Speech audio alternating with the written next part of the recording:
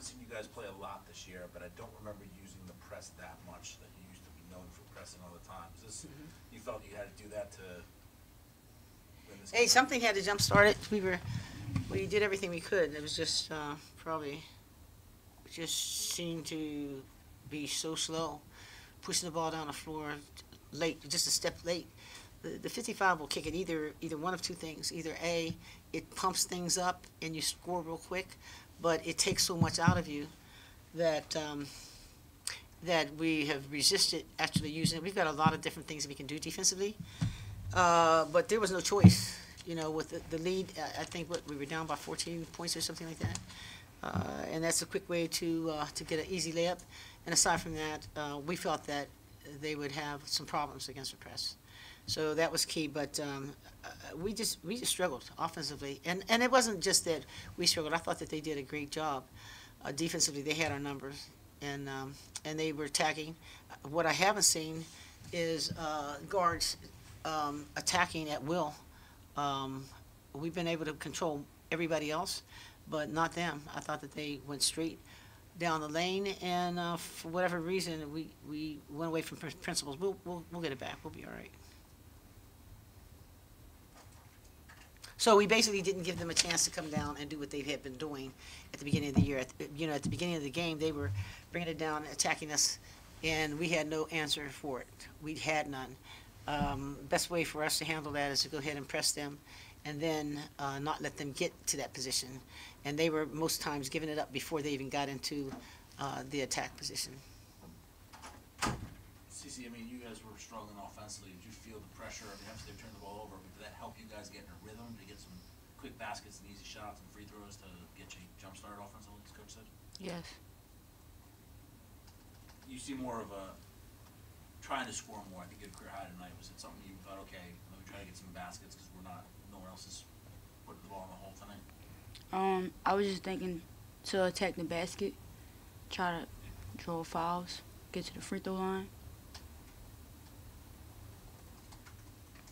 Coach, you see something in her tonight that she sort of that scores mentality more than the passing she's been doing for all season? She always has a scorer's mentality, quite honestly. I think what we really try to do is we put in about 3 or 4, maybe 5 little things that we haven't done this year offensively. But all of them were with the idea of staying in the attack mode and running patterns that they basically had to drive. That was with CC as well as Sharice. We were looking for those driving situations or for the attack for the inside, with Stacia. And because this team is famous for getting to the free throw lines quite a bit, they had strong guards. Those guards were elevating well and shooting. It wasn't that we weren't trying, we were just late. There were too many times that the post, got hit where they were actually making a pass inside to the post-up position, and yet, we were being doubled and tripled. And so our best bet is to get someone like Cece, who is one of our better, if not best, driver, get her in isolated situations so she can drive, get to the rim, and score. The same thing with Zippy, and as well as Sharice. I think you guys are unbeaten here so far this season, especially in the Big Ten. Is that important to sort of protect your home? Yeah. Steal some of the road and take care of home business. So Well, keep in mind, last year we lost to them, and this is a blue-collar team. I mean, and I think they play extremely well when they're, at Indiana. So the first order of business is to take care of our business here. And I didn't anticipate that we would have to use the 55 as much as we did, but I did also think that we were going to be able to control them more in the half-court situation with the defense as we normally play it. But the beauty of it is that there's a lot of different things that we can do, because we could have half-court pressed them and felt comfortable and given them different looks. And I think that if a team is not prepared for those different looks, then those guards, it makes them start to turn it over or question what's going to happen. And so the most times that I saw them begin to get into the offense, it was when they had maybe 12 seconds or 14 seconds. And if we're tightening up on the defensive side of it, it meant that generally the shot that they're going to get is not good. And of course, with the 55, truth of the matter is that it's possible that you're getting a shot at the other end, but 99% of the time you're not going to get the shot that you were expecting. Like the first person that's free, recognizing the clock and how much time it's taken to get it down there, that person is the one that's scoring. And that's what causes a team to go down real quick. I don't know what caused it, but the 2 technical fouls, were just emotional things? You know what?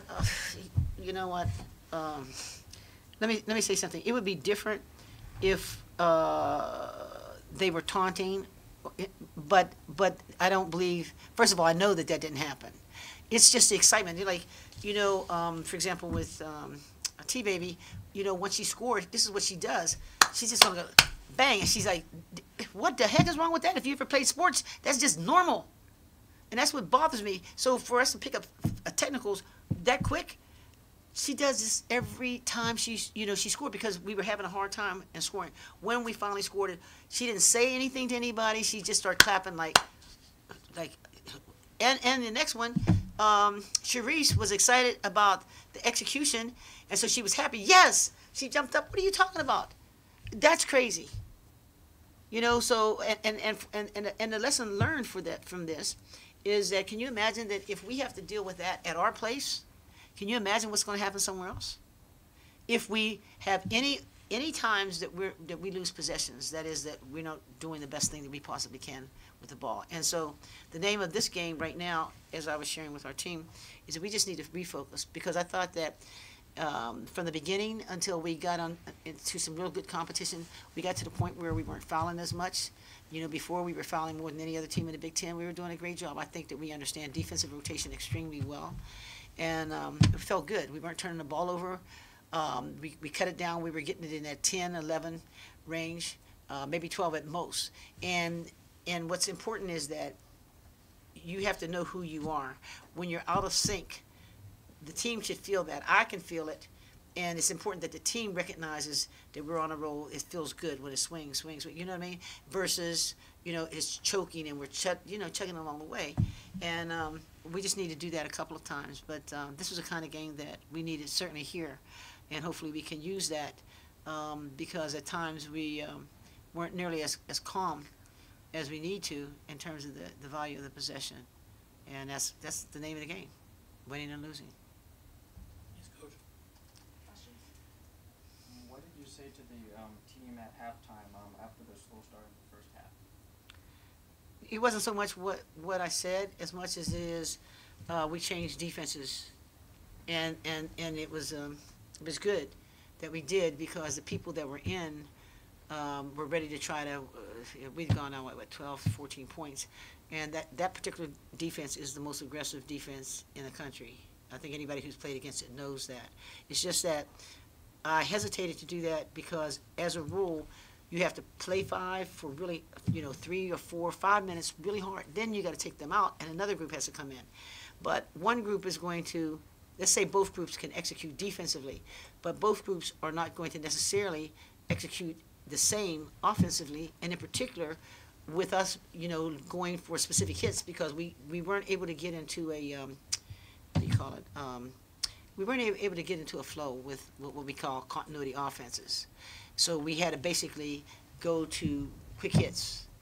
And when you do that, everybody is not going to score in the same way, in the same possession as effectively. So for me, it was a good game, but it wasn't a comfortable game at all. It wasn't comfortable. It's too much. Yeah, Coach, you put emphasis on the players to start driving more to the basket, you think, in the second half? Because you guys took a lot more free throws, I noticed, in the second half compared to the first half. Well, two things. The press will give you that, because I think there were several times that we got layups, all right? Mhm. Several times. So the press will give you those layups. And we really started the game that way. But what I wasn't prepared for is that when we took the drives, they were waiting. So they did a great job of dropping down, and it was very difficult for the point guards, the twos or threes, to get to the rim. I'm going to have to look at the tape more. So that has been our emphasis, and that will be the emphasis the rest of the year. What is good is that we at least know that we know how to play the 55, especially when we stay with the cuts, and we'll just work hard. And now that the team has actually done it, has seen been happy about what the results are, then I think it's going to be relatively easy for us to jump in that and be able to have that. And the good part about a 55 is this: you have to have a lot of different sets to fool the movements that we have in this. And that means that if a coach has to spend time preparing for what are we going to do against the 55, then that means that there is that much less time for them to prepare on the offensive execution of the things that they're going to do. So now that everybody's seen it, we will be working with it. Any other questions? Siane, how big was this win for your team's confidence moving on? It was another good one. I think we will feed off of us fighting back and coming out with the win. So. Any other questions? Yes, Yanni, what was like the huddle like down the stretch when you guys were really clicking in that third quarter with that full court press? You guys, you think of like a little fire in your team really got you guys going in the third quarter take over in the rest of the game? Yes. Anytime we all came back to the huddle, we was getting like more and more fired up and coming together more, so that when we went back out on the floor, we could keep it up. So what was your biggest takeaway from tonight's win, you think? Remaining undefeated at home and whatnot, advancing to 17-4. What was your biggest takeaway? My biggest takeaway is just knowing that we don't give up. We was down double digits and we didn't drop our heads. We just kept fighting. Can I ask you a question? Are you going to ask a question? Yeah. Good. No, I'm just saying because look, ask the question. For you, what was so different about tonight's game? Guarding the dribble drive. I feel like we've been good at it like in the past, but today, like Coach Stringer said, we was a little slow, and it was getting to the rim. It was making us mad, but we just know we gotta get back in the gym and work on our defense a little bit more and harder. Any other questions? Coach, you guys hit 7 of 8 free throws in the final minute. Just talk about the mental fortitude there. It was big, but you know what's interesting? Stacia has been shooting free throws extremely well, and in some real tough situations. We've won games in the last 3 minutes or so, and I've been really pleased with the way she's done it. But and I try not to look at omens, but on the other hand, she missed at the beginning, and it scared me because I thought we already are trying to get to the rim. We already know that that's what they do. You can see that in the first couple of minutes. They get to the rim. They've got outstanding shooters, and so when she missed her first couple of foul shots, I thought, uh-oh, what's going to happen as we get closer to the end? The fear is that when you know that they're going to trap, steal, and foul in the last couple of minutes, it's great if we can be supremely confident that we're going to knock those shots down, those foul shots down. But the problem is that we need to take as much time off the clock as we possibly can, and then they foul us. Their best bet is to foul us in the first 5 seconds of the 30-second clock. But if they wait until, if we keep it away and then they have to foul, with 5 seconds or 10 seconds left in the clock, then that's not very smart on their part, and it's advantageous to us. But we really, I was happy when Stacia did go to the free throw line, because to me it was like, oh, she's been shooting a lot of free throws, making a lot of free throws in the last couple of minutes. And then when Sharice went to the free throw line, the same thing. I mean, the guards have got to knock those shots down, because they're going to be the ones that are going to have the ball in their hands the vast majority of the time. And I thought that Cece stepped up with confidence as she stepped to that line. And it's not a matter of do you want to do it or not. You know, everybody wants to score, and we need to open that game up, especially when you know that there's people that can knock it down at the 3 and 4 point range, and they can do it quickly. And then based upon the way those guys were calling it, I don't know.